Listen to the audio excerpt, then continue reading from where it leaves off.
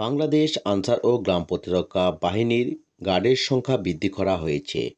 বাংলাদেশ আনসার ও গ্রাম প্রতিরক্ষা বাহিনীর তথ্য সূত্রে জানা গিয়েছে, জানুয়ারি 2025 হতে মার্চ 2025 অদ্যাবধি নতুন 46টি গার্ডে বৃদ্ধির মাধ্যমে 533 জন আনসার সদস্যদের নতুন করে কর্মসংস্থান সৃষ্টি করা হয়েছে।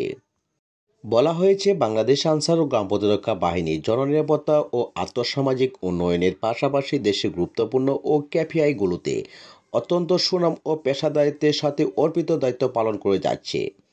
অঙ্গীভূত আনসার সদস্যদের কর্মসংস্থান বৃদ্ধি করার লক্ষ্যে বাহিনীর প্রধানসহ সংশ্লিষ্ট কর্মকর্তাবৃন্দ ঐকান্তিক প্রচেষ্টা চালিয়ে যাচ্ছেন, যার পরিপ্রেক্ষিতে গত জানুয়ারি 2025 হতে মার্চ 2025 অদ্যাবধি পর্যন্ত নতুন 46টি নতুন গার্ড অনুমোদন হয়েছে এবং গার্ড বৃদ্ধির জন্য আরও সংস্থার সাথে আলোচনা চলমান রয়েছে। অনুমোদনকৃত 46টি গার্ডে 533 জনের নতুন কর্মসংস্থান সৃষ্টি করা হয়েছে। র্যাশ কিংবা প্যানেলে থাকা আনসার সদস্যদের দ্রুত কর্মসংস্থান নিশ্চিত করার লক্ষ্যে বাহিনীর মহাপরিচালক মহোদয়ের প্লিজ বা প্যানেলে থাকা আনসার সদস্যদের এখানে বলা হয়েছে ধৈর্য ধারণ করার জন্য।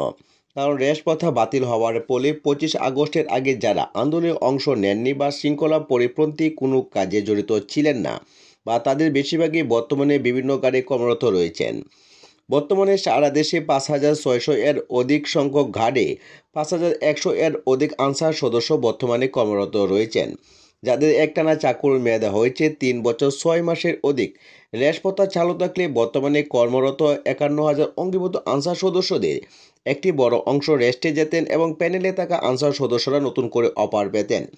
এছাড়াও অনেক আনসার সদস্য পিসি নীতিমালা অনুযায়ী চাকরির বয়স উত্তীর্ণ হয়েছেন, যাদের অবসরে প্রেরণের মাধ্যমে কিছু সংখ্যক আনসার সদস্যদের কর্মসংস্থান সৃষ্টি করা সম্ভব হবে। তাই যারা তথ্য প্রমাণাদি যাচাই বাছাই শেষে আনপ্লিজ আছেন, তাদেরকে শুধুমাত্র গার্ডে সৈন্যপদ টাকা হওয়া সাপেক্ষে অফার দেওয়া সম্ভব হলে জানিয়েছেন বাহিনীর পক্ষ থেকে। এছাড়াও বাংলাদেশ আনসার ও গ্রাম প্রতিরক্ষা বাহিনী থেকে জানানো হয়েছে, বাংলাদেশ আনসার গ্রাম প্রতিরক্ষা বাহিনী দেশের সর্ববৃহৎ জনসম্পৃক্ত বাহিনী। জননিরাপত্তা ও আর্থসামাজিক উন্নয়নের পাশাপাশি দেশের অভ্যন্তরীণ আইনশৃঙ্খলা রক্ষা, জাতীয় নিরাপত্তা সহায়তা ও দুর্যোগকালীন সহায়তা প্রদানে সর্বদা নিবেদিত আনসার ও গ্রাম প্রতিরক্ষা বাহিনী সময়ের পরিক্রমা নিজেদের সক্ষমতা ও পেশাদারিত্বের মাধ্যমে অর্জন করছে মানুষের আস্থা ও ভালোবাসা।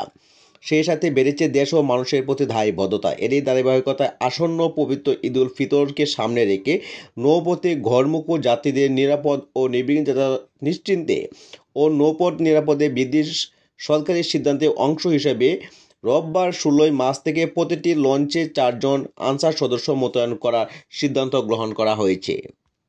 এখানে আরও উল্লেখ করা হয়েছে, নৌ পরিবহন মন্ত্রণালয়ের সিদ্ধান্ত অনুযায়ী আইন প্রয়োগকারী সংস্থা নৌপথ এবং লঞ্চ টার্মিনালে নৌবাহিনী সহ অন্যান্য আইন প্রয়োগকারী সংস্থাগুলো নিয়মিত ও বিশেষ টহলের পাশাপাশি ঈদের পরে 2 দিন পর্যন্ত প্রতিটি লঞ্চে 4 জন আনসার সদস্য মোতায়েন করা হবে।